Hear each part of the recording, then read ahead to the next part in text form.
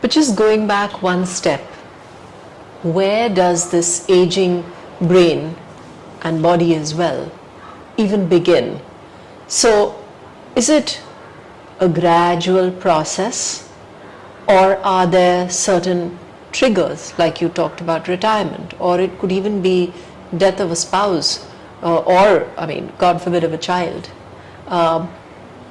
Where, how does that process and these triggers, how do these feed into the process of aging? If you just think about cholesterol deposition, it's been pointed out that cholesterol deposition in your arteries starts probably when you're a child, very interestingly.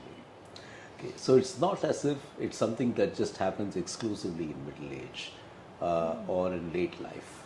Okay, many of these processes, like the waste matter protein deposition, for example, start quite early on. They probably start in early middle age.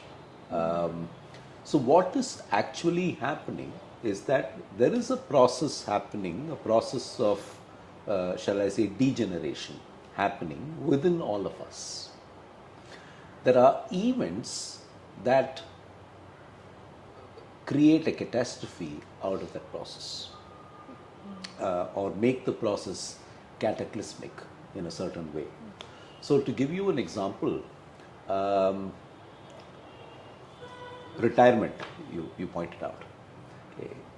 Retirement has material implications, emotional implications, and very, very interestingly, while many people think they look forward to retirement, it's also true that suddenly you had so much to do and now you have nothing to do. And balancing that can be extraordinarily difficult for many people, especially those who've been dedicated to work and done nothing else.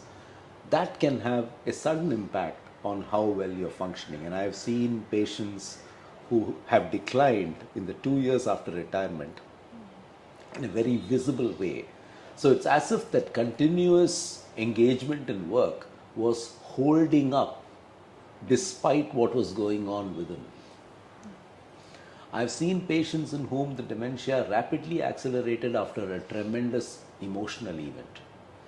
One gentleman, his nephew accused him of, he'd been looking after his nephew's property after his brother died, and the nephew accused him of having pilfered. And he was so emotionally affected that his decline was visible from that week. And this is a person who seemed to be on top of things before that. And he wasn't in any way either making it up or faking it. He actually was becoming progressively demented as time went by. So, in a sense, therefore, events either emotional or physical can accelerate a process that is already going on within oneself. And of course, sometimes even the process itself can accelerate itself without anything overtly happening from the outside. That, I'm holding up to a certain point of time. There is no disability, nothing is visible, but something has been building within me. And then one day or in one period, I suddenly start showing signs of decline. That can happen too. So there is that inner resilience built into the system that helps you cope until a particular point, and somehow that seems to fail at some point in time. And we can't really put a finger on what made it fail at that particular point in time, but it did. Does the brain waste take it over? And what is the brain waste?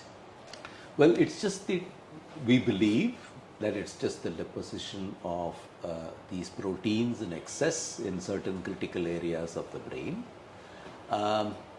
I don't think we have an answer yet to the point we are able to say that it is this single reason why your brain degenerates. I think all these, as we understand, are contributors to the process of brain aging.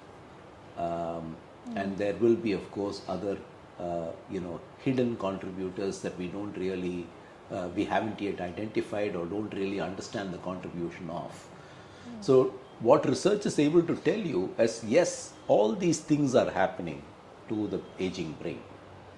And yes, maybe they are connected in this way, but the way they are connected and the pathway to degeneration is something that is still a matter of theory, that people are still talking about how that happens and at what point things tip over the edge.